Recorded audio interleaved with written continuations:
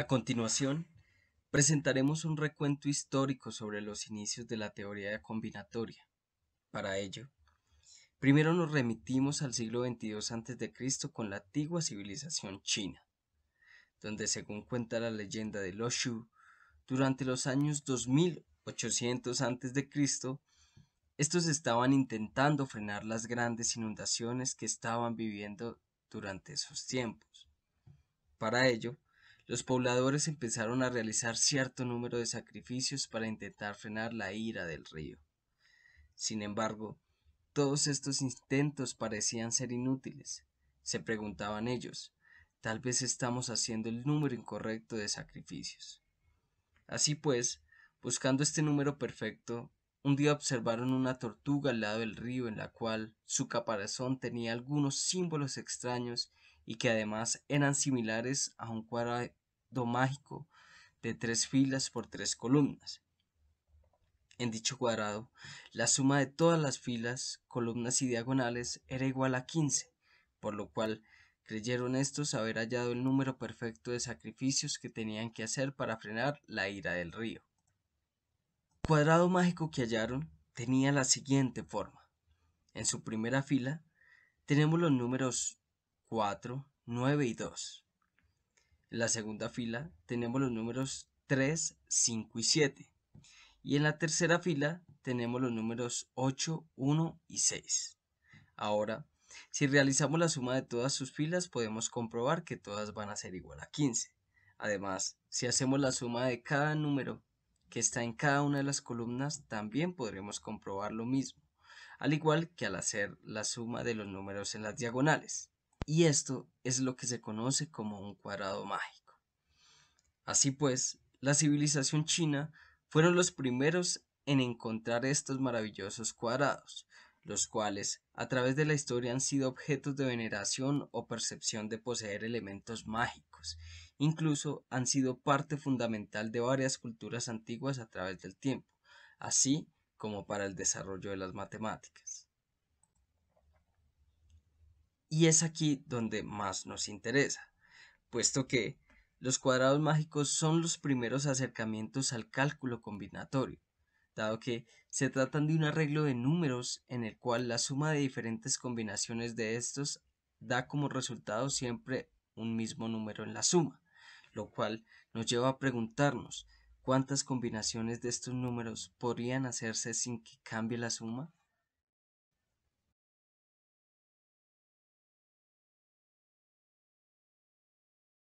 Okay.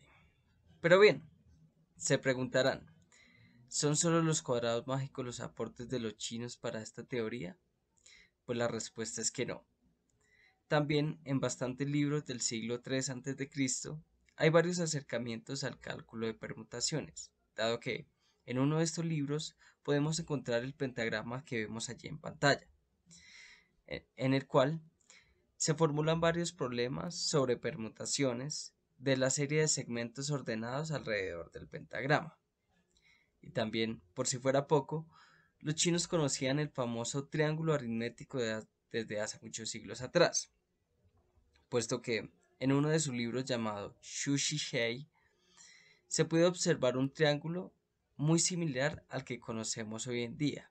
Además, se sabe que estos conocían algunas de sus propiedades, de las cuales hablaremos más adelante. Ahora nos remontamos al siglo V a.C., donde se conoció una sociedad matemática llamada los pitagóricos, la cual fue creada por Pitágoras. En dicha sociedad se tenían diferentes creencias formuladas por la cabeza principal, dentro de las cuales estaban el vegetarianismo, el no usar prendas de piel animal, el guardar a toda costa los secretos de la sociedad, entre otras. Y por supuesto también en las matemáticas. Ellos tenían la fiel creencia de que todo el universo estaba conformado por números, lo cual hizo que lograran unir no solo la aritmética con la geometría, haciendo posible un estudio más intuitivo de los números, como la formulación de los números triangulares, sino que también brindaron un valioso conocimiento y aporte científico para el desarrollo de las próximas civilizaciones. Así pues, hablando sobre los números triangulares, Estos son números que pertenecen a la familia de los números figurados, es decir, números que pueden ser asociados a figuras geométricas. Estos números descubiertos por Pitágoras cumplen propiedades bastante particulares, como que en una expresión algebraica de números poligonales se puede expresar como una suma de números triangulares, o en el caso que compete, la relación de estos números con los números combinatorios, puesto que los números triangulares pueden expresarse utilizando la forma de los números combinatorios partiendo de n más 1 combinado 2 y haciendo los respectivos cálculos, llegamos a que este es igual a la suma gaussiana, que no es más que el enésimo número triangular. Ahora, siguiendo con la línea cronológica, nos adentramos en el siglo IV, donde vemos algunos acercamientos al cálculo de permutaciones y combinaciones por parte de los griegos. En primera instancia, encontramos a Xenócrates de Calcedonia, quien se dice fue un filósofo y matemático griego que trató de calcular el número total de sílabas que podrían formarse con las letras del alfabeto, obteniendo un total de 1.200.000 sílabas, lo que implica el cálculo de las permutaciones de las diferentes letras del abecedario. Luego tenemos a Papus de Alejandría, quien fue un matemático, científico y filósofo que vivió a finales del siglo III a.C. y a principios del siglo IV. Papus, además de tener valiosos aportes a la geometría, también se menciona que planteó y solucionó un problema en el cual se involucraba el cálculo combinatorio, planteando cuál sería el número de intersecciones de n rectas no paralelas con la condición de que más de dos no se corten en el mismo punto. Se cuenta que Pappus logró solucionar este problema a partir de los números triangulares, haciendo la suma consecutiva de 1 hasta n elementos y llegando a la solución general tomando los elementos combinados de 2 en 2. Por último, tenemos otro matemático prominente de la época, de quien se dice fue el matemático más destacado de la antigüedad. Se trata de Euclides de Alejandría. Este nació alrededor del año 325 a.C. y murió alrededor del 265 a.C. en Egipto. Es reconocido a nivel histórico especialmente por su libro Los elementos de Euclides, dentro del cual no solo se encuentra un gran compilado de la geometría hasta el momento organizada de manera axiomática, lógica y deductiva, sino que además en este se encuentra el primer registro del teorema del binomio para n igual a 2. Siendo más específicos, este se encuentra en el libro 2 denominado Álgebra geométrica, en el cual Euclides menciona que si se divide mediante un punto cualquiera una recta, el cuadrado de la recta entera es igual a los cuadrados de las partes más el doble del rectángulo que tiene esas partes como lados, lo cual es equivalente a tener la expresión de a más b al cuadrado igual a cuadrado más 2ab más b cuadrado. Esto resultan ser los primeros avances en el teorema del binomio de Newton, en el cual más adelante se mostrará su relación con los números combinatorios y el triángulo aritmético, del cual ya se ha hablado que lo conocían los chinos. Ahora nos remitimos a otra parte de la historia.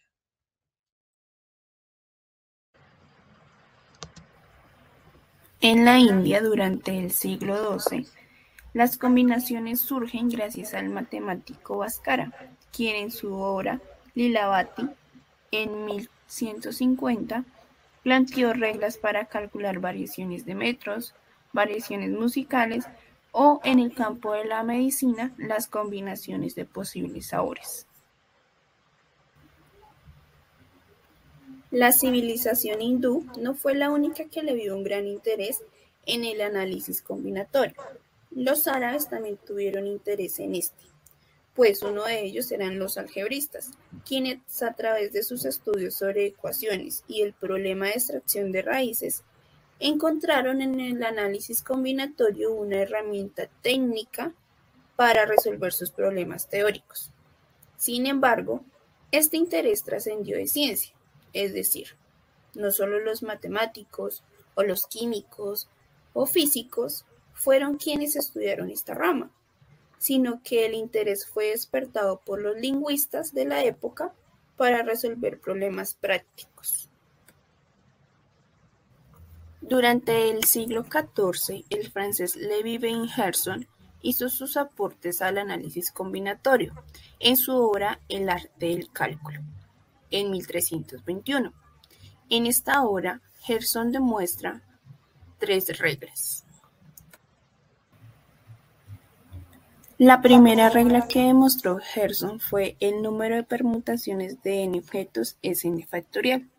Esta regla la demostró a partir del método en el que en ese tiempo se conocía como paso a paso y hoy en día es conocido como inducción matemática. Esta misma inducción matemática la utilizó para demostrar la segunda regla, la cual consistía en el número de variaciones de n objetos tomadas de R a R, es decir, n elementos tomados de R a R son posibles muestras ordenadas de R elementos distintos, que se pueden extraer de un conjunto de n elementos en donde necesariamente R tiene que ser menor o igual a n. Cuando vemos este tipo de ejercicios,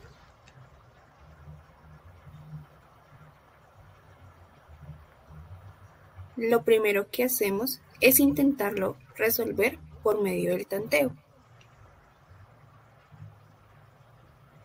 Sin embargo, vemos que puede ser un poco tedioso y podemos caer en el error de no considerar todas las formas posibles. Es por ello que gracias a los aportes de Gerson podemos utilizar la segunda regla para dar solución a este tipo de ejercicios.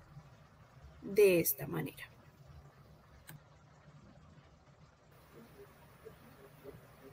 La tercera regla que demostró Gerson con base en la regla 1 y 2 fue para el número de combinaciones. En este caso, las combinaciones de n elementos tomados de R en R son posibles muestras sin orden de R, a diferencia de la regla número 2. El estudio del triángulo aritmético inicia en el siglo V, en donde hubo una primera representación del triángulo con sus coeficientes binomiales. En los comentarios de los Chanda Shastra, libro antiguo indio proveniente del sánscrito elaborado por Pingala. En el siglo X se cuestionan acerca de las propiedades, especialmente los matemáticos persas Al-Jaray y Omar Khayyam. En el siglo XII, el matemático chino Yang Hui da a conocer el triángulo aritmético con su nombre. Este poderoso triángulo con sus propiedades fue cada vez más conocido comenzando por Europa, pues fue usado en portadas de libros, por ejemplo, en los cálculos comerciales del matemático alemán Petrus Apianius. Es importante reconocer que el triángulo aritmético también es conocido como el triángulo de Tartaglia o el triángulo de Pascal, aludiendo a estos dos pensadores que en cierta manera contribuyeron al desarrollo de este triángulo. Por un lado, Tartaglia hizo la generalización de los números figurados a 4 o más dimensiones, y por otro lado, Pascal, junto con otros pensadores, descubrieron diversas propiedades. Entre ellas, la suma de cada fila nos genera las potencias de 2 o los números triangulares, entre otros. Fermat fue uno de los matemáticos de la época que contribuyó al desarrollo de las matemáticas en distintas ramas. Estas contribuciones se dieron a conocer mediante otros pensadores que tenían comunicación con Fermat por medio de cartas, puesto que a él no le gustaba hacer público sus descubrimientos. Un pensador con el que tenía larga correspondencia de cartas era justamente Pascal. Pascal, mediante una carta, le propone un problema sobre repartición justa de apuestas. En la solución de este problema condujo por un lado que Fermat aludiera al cálculo combinatorio y Pascal utilizará tanto el cálculo combinatorio como el triángulo de Pascal y su relación.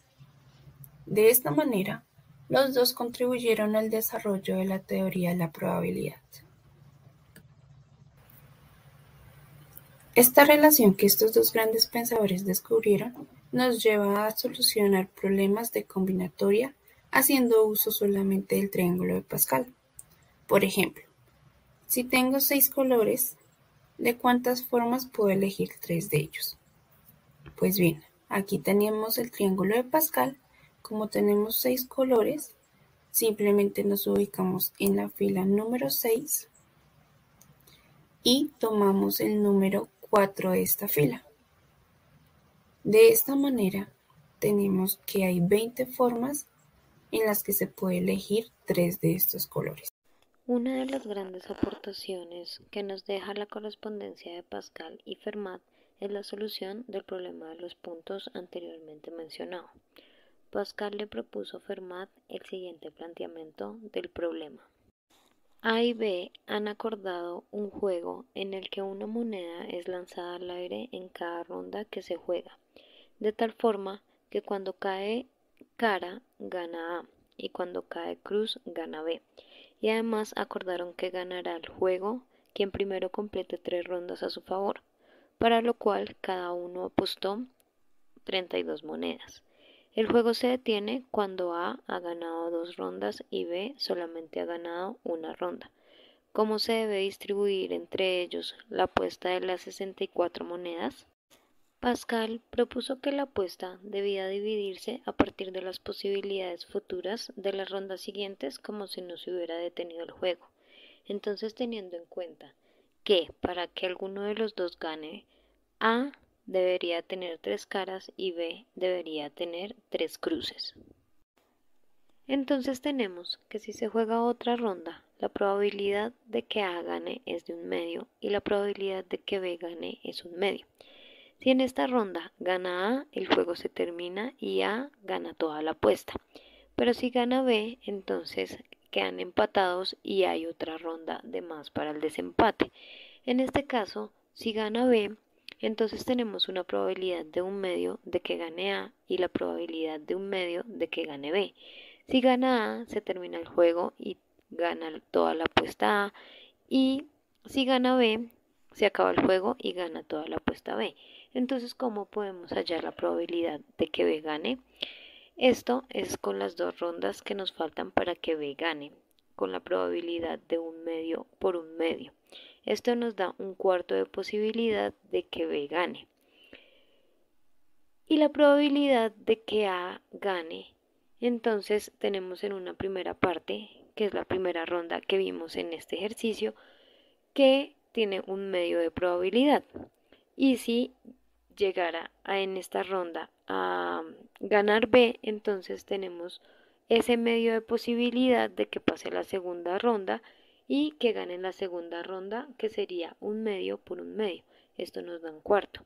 Para hallar la probabilidad total de A, entonces tenemos que sumar 1/2 por 1/4. Esto nos da 3/4. Entonces el premio debe repartirse 3/1. De aquí, Pascal propuso la siguiente fórmula matemática general para calcular la probabilidad de todas las combinaciones posibles a favor de A o B, independientemente del número de entradas jugadas, donde n es la cantidad de rondas a jugar, c es el cálculo de una combinación y r es la cantidad de apariciones que tiene un resultado en la cantidad de rondas a jugar. El término combinatoria, tal como lo usamos actualmente, fue introducido por Leibniz en su Dissertatio de arte combinatoria. El artículo de J. Bernoulli, El arte de conjeturar, fue muy importante para solidificar la combinatoria. Esta fue publicada en 1703 y en ella Bernoulli dice: la combinatoria nos enseña a enumerar todos los modos posibles en que un conjunto dado de objetos puede mezclarse y combinarse de manera que estemos seguros de que no hemos omitido ninguno de los posibles. Se puede decir que con el trabajo de Leibniz y Bernoulli comenzó el establecimiento de la combinatoria como una rama independiente de las matemáticas. Leonhard Euler fue el hombre que desarrolló la verdadera escuela de combinatoria a principios del siglo XVIII. En su artículo sobre la división y factorización de enteros positivos en sumandos, sentó las bases para uno de los métodos básicos para calcular configuraciones combinatorias, es decir, el método de las funciones generadoras. También se le considera el padre de la teoría de grafos, pues fue el primero en resolver el problema del puente de Konigsberg, utilizando conceptos de esta teoría. El primer problema de la teoría de grafos surge de encontrar soluciones a algunos problemas cotidianos, así como métodos para algunos problemas matemáticos más complejos, como el problema del puente de Konigsberg, la ubicación de la reina en un tablero de ajedrez con algunas restricciones, problemas de transporte, entre otros. En Inglaterra, a finales del siglo XIX, Arthur Cayley, inspirado en el problema de calcular números de líneas isométricas en hidrocarburos saturados, hizo importantes contribuciones a la teoría de la numeración de grafos.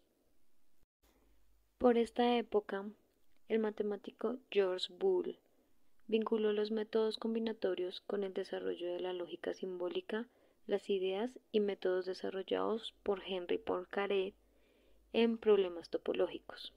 Uno de los factores más importantes detrás del tremendo desarrollo de la combinatoria desde 1920 ha sido la teoría de grafos, una disciplina importante en la que los gráficos se pueden ver como modelos abstractos para simular una amplia variedad de relaciones entre objetos de un conjunto.